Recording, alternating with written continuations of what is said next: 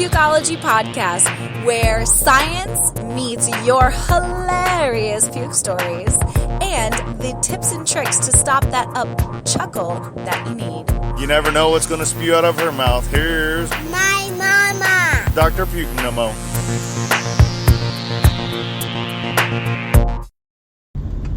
Why can't I sleep on my back when I'm pregnant? Are there other comfortable alternatives? Yes, I hear it from my pregnant patients all the time. So don't worry, I'm your favorite sleep doctor that's going to teach you everything that you need to know about the pregnant physiology behind sleep patterns and how to drift off to sleep faster every single night. All in today's Pregnancy Pukeology Podcast, episode 83. Can I sleep on my back pregnant? Do you want no more morning sickness, pregnancy nausea, or how about no more headaches or migraines? Visit our sponsor, nomonausea.com, the only natural way to instantly stop your worst morning sickness, upset stomach, vomiting, and even headaches now with an amazing code, PUKE25. That's PUKE25 and get 25% off. Or you can just put your No More Nausea band on your registry for your hospital bag, now found at Bye Bye Baby. Or your little kid's got car sickness? Don't worry, Amazon's got you. With free shipping as an Amazon Prime vendor, you'll find No More Sleepless Nights kids and No More Nausea kids. Remember, the small wristbands work for women with small wrists too. Just letting you know. Now, do you want to hear some pregnancy humor that may just make you want to pee your pants? Like you don't have to pee all the time anyway, with hilarious stories like Bend and Snap, Pregnancy Edition, YOLO, Over, and Calamari Adult SpaghettiOs? If you want to learn more about your pregnancy, humor and knowledge is the key to help you survive these 9 months. And just know we're in this together. Today, you will learn the science behind why sleep is so important during your pregnancy, the best sleeping positions to give your baby the most amount of blood flow, and natural remedies to help you get off to sleep faster and stay asleep longer. Hopefully I'm not boring you to sleep during this podcast, but warning, sleep will be induced after you listen to it. In today's episode 83, can you sleep on your back while pregnant? The science of puke, pukeology.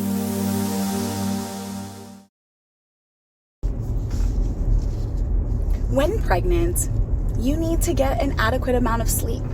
Everyone knows that the regular human adult needs about 8 hours of sleep. Well, believe it or not, when you're pregnant, you need a little bit more because you are, after all, creating a baby. So sleep does matter. And it matters to that not only your health, but now you have to think of the health of your baby. While the preferred sleeping position in early pregnancy, it's perfectly normal to sleep on your back. So I always get this question. Can I sleep on my back? Yes. The problem is when the baby starts to get bigger and the baby changes its position of where it is or your baby bump, that could potentially start causing issues and problems with getting blood flow to the baby. That's why we're going to get into all the different type of sleeping positions, or I should say the 5 best sleeping positions here in the tips and tricks section. So why should you have an adequate amount of sleep during your pregnancy? Having enough sleep will allow your body to rest and reset. Sleep also gives your body enough time to repair itself. For example, sleep, your body is able to maintain a healthy immune system, which is often suppressed during pregnancy. That is because your immune system is naturally lowered so that you can tolerate your baby. I know that doesn't sound great, but here's an example. If your body was trying to get rid of a foreign invader, which your baby actually is, it's stealing all of your nutrients and things like that, then you could potentially have a miscarriage. That's the reason why our immune systems go down, but unfortunately increases the chance that you might get sick during your pregnancy. I know I was the most sick during my pregnancies, and that's because my immune system was naturally lowered. Now, you also have to remember that sleep allows your blood vessels to restore themselves. For example, if you're a person that has high blood pressure or pregnancy-induced hypertension, okay, that is actually when your vessels are going to be the lowest. That's the reason why that mainly you take your blood pressure medication when you get up, right? And the reason why is because you're moving and you're very active and the vessels end up squeezing, hence increasing your high blood pressure. But when you're sleeping, your vessels finally get to relax. So sleep also plays a significant role in your insulin levels. So any pregnant ladies have pregnancy-induced diabetes? Well, we did an entire Pregnancy Pukeology podcast all about gestational diabetes. So go check it out and listen to it so you can find out when and how you might get diagnosed with pregnancy-induced gestational diabetes mellitus, which is PGDM. Okay, so we go back to controlling your insulin levels, and that actually happens when you sleep. So when you sleep more, you actually reduce your risk of developing gestational diabetes. And did you know that 50% of women who have gestational diabetes will end up having diabetes later on in life? That's a huge percentage. So you want to do everything that you can to avoid it. Here's some of the best sleeping positions when you're pregnant. Number 1, blood supply is determines the best sleeping position during pregnancy due to the actual uterus. Okay, so you're supporting your body and you're supporting the baby's blood flow to your body. Now, as your baby bump gets bigger and bigger, it compresses blood supplies going into your uterus, thus resulting in the blood supply to you and from the baby. This is how the baby eats, this is how the baby gets oxygen, is all coming from you. For this reason, you need to assume a sleeping position that results in the least amount of pressure on those blood vessels. We always say that we like to have one hip tilted one side or the other. So left uterine displacement, meaning you're going to be moving everything over to the right-hand side, and right uterine displacement, meaning you're be moving your actual belly over to the left-hand side. So if you're going to sleep on your side, this is number 1, okay? Sleeping on your side is considered the best first way. Now, if you're not a side sleeper, unfortunately, you might have to start becoming a side sleeper as you get out of your second trimester and into your third. Sleeping on your left or right side is the best sleeping position at any stage of your pregnancy. Side sleeping particularly is important after the 5th month of pregnancy when the uterus is big enough to exert pressure on internal organs and the blood vessels supplying your uterus. Studies have shown that side sleeping puts little pressure on these blood vessels and internal organs. As a result, your baby is actually not affected. So this is a perfect sleeping position. Side sleeping also allows the maximum amount of nutrients and oxygen to be carried to the growing baby. In addition, sleeping on its side has also shown to reduce the risk of experiencing leg swelling, hemorrhoids, and varicose veins. So if you don't do it for your baby, do it for yourself, because let me tell you, those varicose veins and hemorrhoids will stick around for a lot longer than when the baby's actually in your tummy. Now, while sleeping on your right or left side is well recommended by most of us doctors, it is thought that sleeping on your left side is preferred. This is because the circulation to your kidneys, heart, uterus, and all of those major huge organ groups like your aorta is going to be over on the right side. Meaning, we always say sleep on your left side because it applies less pressure to those major vessels. Some studies suggest that sleeping on your left side reduces the compression on major vessels like the inferior vena cava. This improves circulation from the legs and reduces deep vein thrombosis, or varicose veins, and leg swelling. So if number 1 is side sleeping on your side, even better, you want to make sure that you are going to be sleeping on your left side. So again, sleep on your left side, that's what we call left uterine displacement, and that is the absolute favorite from us, docs and OBs. Number 3, sleeping on your stomach. It is perfectly normal to sleep on your stomach during pregnancy. Like sleeping on your side, sleeping on your stomach does not cause compression to the internal organs or major vessels supplying your child. But sleeping on your stomach may be uncomfortable, particularly late in your pregnancy when the baby is way bigger. In addition, having breast tenderness may also make you feel very uncomfortable when sleeping on your stomach. If you prefer sleeping on your stomach, you may have to get a donut-shaped pillow. This will actually help to support your belly, allowing you to sleep comfortably on your stomach. And let me tell you, it's not really a donut. It's actually more like a Mickey Mouse sign, where the two ears are going to be for your boobs, and then the one big round face is going to be for your belly. So think of it like that. Get like a Mickey Mouse type shaped pillow that you can easily rest on. Now, can you sleep on your back while pregnant? This is the question of the hour. Sleeping on your back is not considered safe when you're pregnant, as long as you're over 5 months. However, you can sleep on your back during early pregnancy, up to the 5th month, like we said, and your uterus will not be so big to compress on these problems or internal organs and blood vessels. However, sleeping on your back is not recommended during the 3rd trimester because of its compressions to the abdominal vessels, the abdominal aorta, the inferior vena cava, which affects circulation to your baby, to your uterus, the heart, and your own lungs and legs too. Sleeping on your back.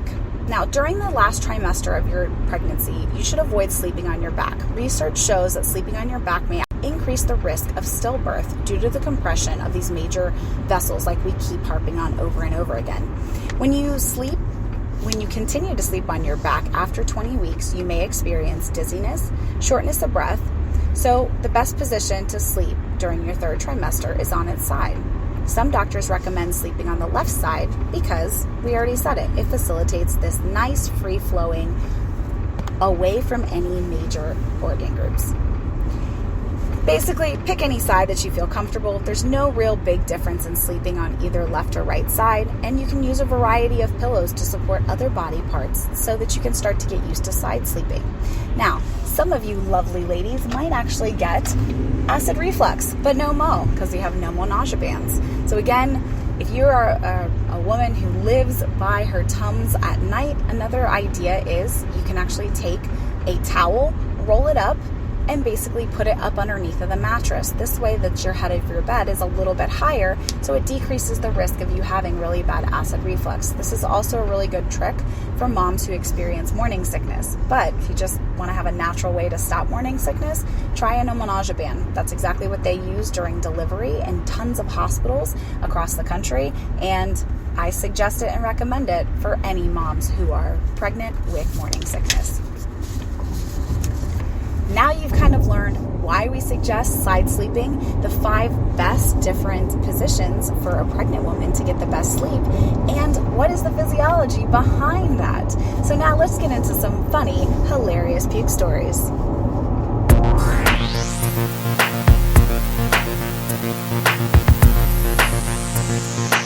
Throwing up on a Tuesday?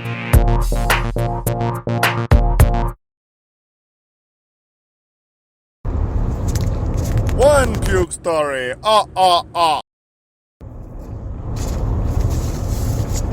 First puke story, Bend and Snap, the pregnancy edition. Throwing out your back is definitely no fun, especially when you're 8 months pregnant and all you want to know was, where are your car keys? Let's just say I dropped them and then I bent, and the snap followed by vomit from the pain.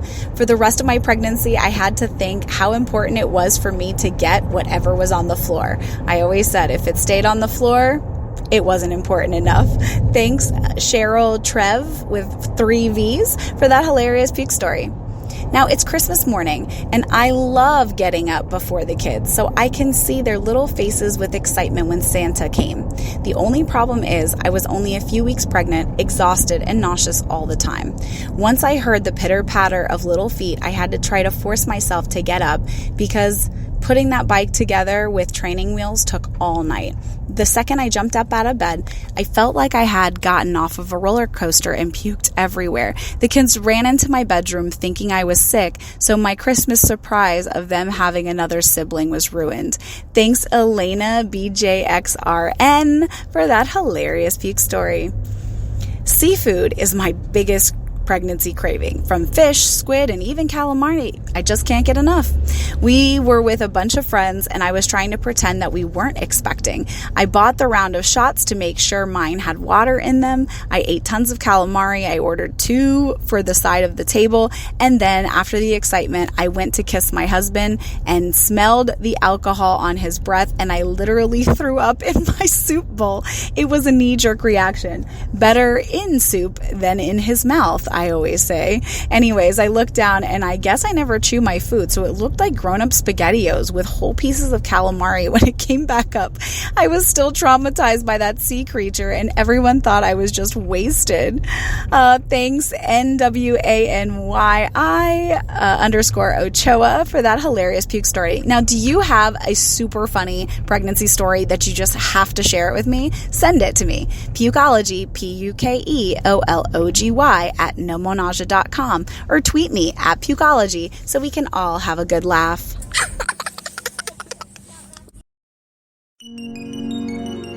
Tips and tricks to stop the up-chuckle that you need.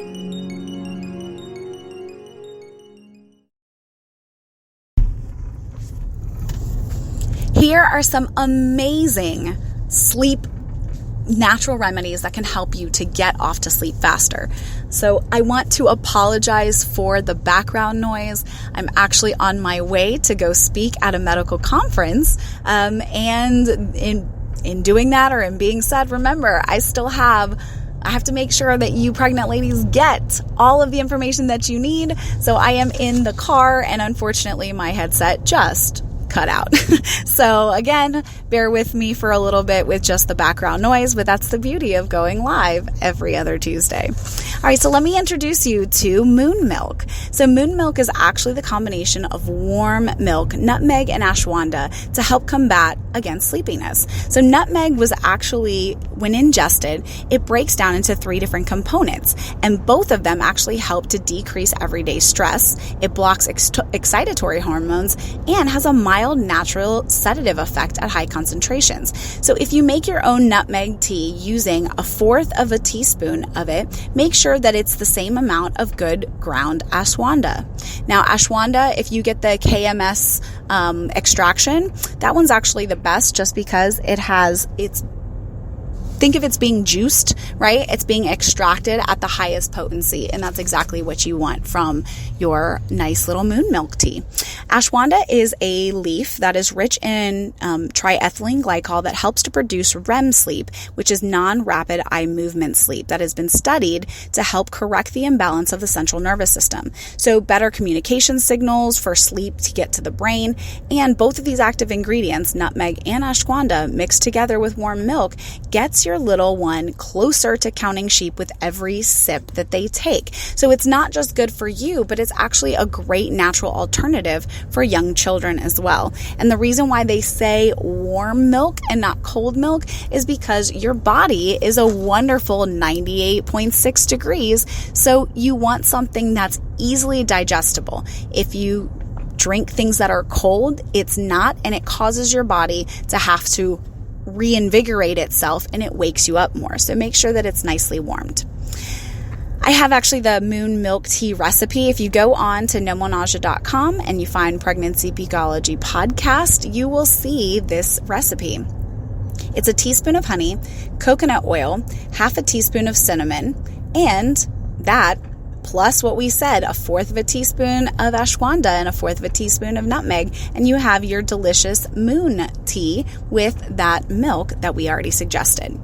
So before you drink it, make sure that you smell the tea. I know that sounds funny, but again, as what we're learning from aromatics, meaning the things that get into the brain. What's the fastest way? It's actually through your nose.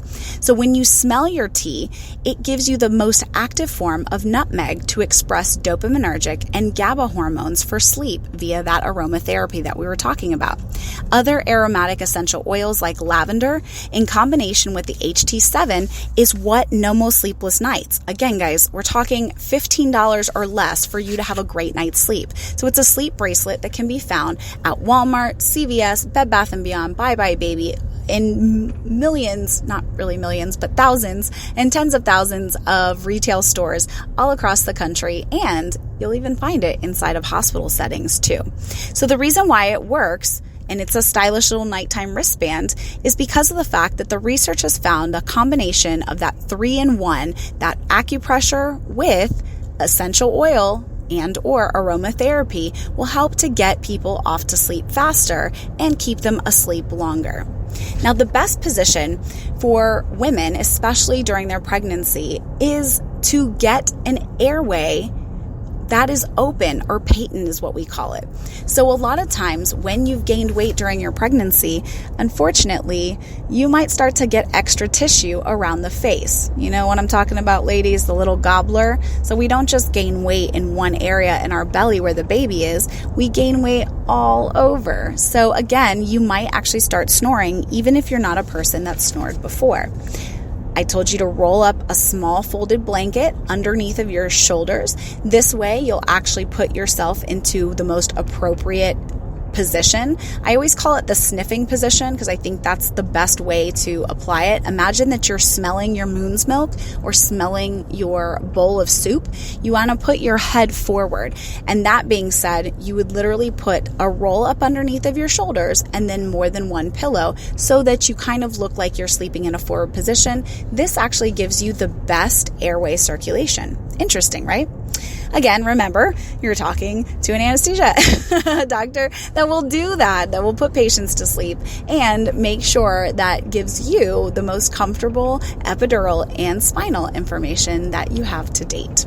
Alrighty, so we are also talk about that ramp, that small ramp idea that you can do up underneath of your bed, and this position also will help to decrease that nasal congestion, and it helps the mucus run down with gravity. You'll notice that as you get more pregnant, not just your allergies, ladies, it's actually the overproduction of fluid. So your body gets you ready for delivery, which is about 500 to a liter of blood loss. So your body starts to actually produce more fluids. That's why a lot of people say during their last trimester that their ankles are swelling, aka the cankles, which just mean your ankles and your calves are the exact same size because they do get very swollen. And if you are noticing super edematous and or swelling, you want to make sure that you go get your blood pressure checked because that is a big sign of pregnancy-induced hypertension. And the last thing that we all want is for any of our patients to have undiagnosed preeclampsia.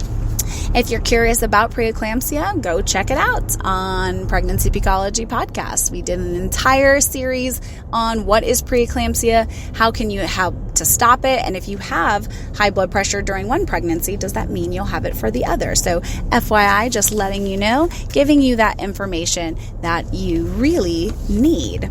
All right, so let's go about the other ways to help you not snore as much or to get better sleep, okay? Vicks on the chest can sometimes help to open the nasal passageways. Consider a humidifier, eucalyptus oil, and if you are having obstructive sleep apnea where you're snoring so bad that you stop breathing, you may want to consider going to have a sleep study done, and then they would diagnose you with obstructive sleep apnea, also known as OSA. What you would do is you would get a machine that will give you positive continuous pressure either through your nose and or your mouth so that you will always be getting the appropriate amount of oxygen. Now, why that's important is because people who don't get the appropriate amount of oxygen increase the risk for their blood clotting, and you don't want blood clots because that can lead to strokes. Okay, especially during pregnancy, you have a lot of physiological changes that are happening. So you want to make sure that you get a great night's sleep every night. So if you've gained a little bit more weight and you're noticing that you really are stuffy and you notice that you're not breathing at night or your husband notices it, guess what? Go and get a sleep study test. I can't tell you. Now, if you also notice that you're only suffering at night, like you literally can't sleep, you can sleep during the day and take naps, but it's at night, it could be the allergens, the composition inside of your pillows. So think of down feathers or latex are common allergens. I personally am allergic to latex. Yeah, I know. It's the worst idea for me to become a doctor with that horrible allergy because I'm exposed to it all the time. But that's something that I have to look at. So I can't get a mattress that has latex. I can't get a pillow that has latex because I I will not be able to sleep. Think of the laundry detergent too. Try something natural or with no fragrances. Or if it's too hard, again, to be able to breathe, you know what's something else that you can do? You can kind of put make your little chin device, something that you would literally put your head backwards so that you can get this adequate sleeping position or that sniffing position like we talked about in your sleep before you go off to sleep. So I know that we've already discussed the circadian cycle itself and but what does light do to determine how much sleep hormones? And what about all this technology that's around us 24/7? Are your eyes more sensitive to light? Yes, they are. And the wavelengths, which we all know, those blue light waves, right? We have the blue light glasses that prevents it from burning a hole into our retina. But that's very important because it does mess up your sleep cycles. So try to stay off your phone 45 minutes before you go to sleep. Now, our body naturally has an internal clock. So when you get light or when you see light, your pupils become enlarged. And when it hits the retina, it creates a stronger signal to your internal clock saying, hey, they're awake. So if you need something like those sleep sleep mask over your eyes, that would actually help to block everything out, or try some black light curtains. Now, televisions, computers, cell phones, those all contain blue light waves, which can suppress your body from creating melatonin. Melatonin is a sleep hormone. If you want to make more sleep hormone, go buy No More Sleepless Nights. It actually puts pressure upon your HT7 point on your wrist, and this over time will help to increase the amount of melatonin supplied. I always tell people, can you take melatonin with No More Sleepless Nights wristband? Yes. But when you're giving yourself more of a hormone, it causes your body to produce less of it. Here's a great example. Chapstick. When you put on a lot of chapstick, your lips and your internal body is sensing, oh, my lips already have a bunch of oils. I don't need to produce any more. So it actually makes your lips more chapped as you keep using chapstick. Think of that same idea when it comes to melatonin, okay? Now, don't look at your phone or watch about 45 minutes before sleep. And those of you who use TV as a sleep aid, studies show that it will wake you up more in the middle of the night. Noise can also be imperative for some people to fall asleep, so try white noise, sounds of nature, or even a fan or air purifier instead. Grab a book, not a Kindle, an actual physical book, and start to read. According to the University of Sussex, 6 minutes of reading before bed can reduce stress by 68% and prepare your body for bed. Now, your eyes, even with your eyelids closed, are super sensitive to light. So if you find it difficult to wake up in the morning, try getting one of those sunrise clocks, and that actually keeps to increase the light as the time it needs by the time it approaches. Homo sapiens, from the caveman to modern day, we all are people who love sleep, and we need sleep to live healthy and happier lives. So if you are still finding it very hard to sleep, you've tried, natural remedies, you've tried No More Sleepless Nights, you've tried all these other things, you may want to go consult your doctor about sleeping medication. There are certain prescribed sleeping medications like valerian and melatonin that you can take that are still in the natural realm, but they are sleep aids. So again, anything that you're doing to adjust your sleep, you want to make sure that you talk to your OBGYN before, because they all have a terrible side effect of making you groggy or tired the day after. Meaning, if you're driving or operating machinery or even going to work, you might not be able to take these type of medications. All in all, sleep matters. I can't emphasize it and express it enough as a doctor that the sleeping position during pregnancy is determined by how big your belly actually is, and that the blood supply to your uterus is what determines which position you should be sleeping in. I always say it's better to sleep on your side than on your back, but sleep on your left side. So I'm going to be very specific, okay? So it doesn't interfere with that blood supply. And now you've learned all kinds of amazing natural best sleep tips for pregnant women. all on today's Pregnancy Pukeology Podcast, episode 83.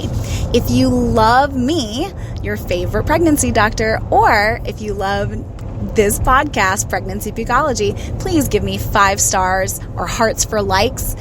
But most importantly, share it with all your prego friends. Thanks again for listening to Pregnancy Pukeology Podcast, episode 83, Best Sleep Tips for Your Pregnant Mama Self. I'll see you ladies next time. Bye. Pukeology Podcast, Edutainment at its finest.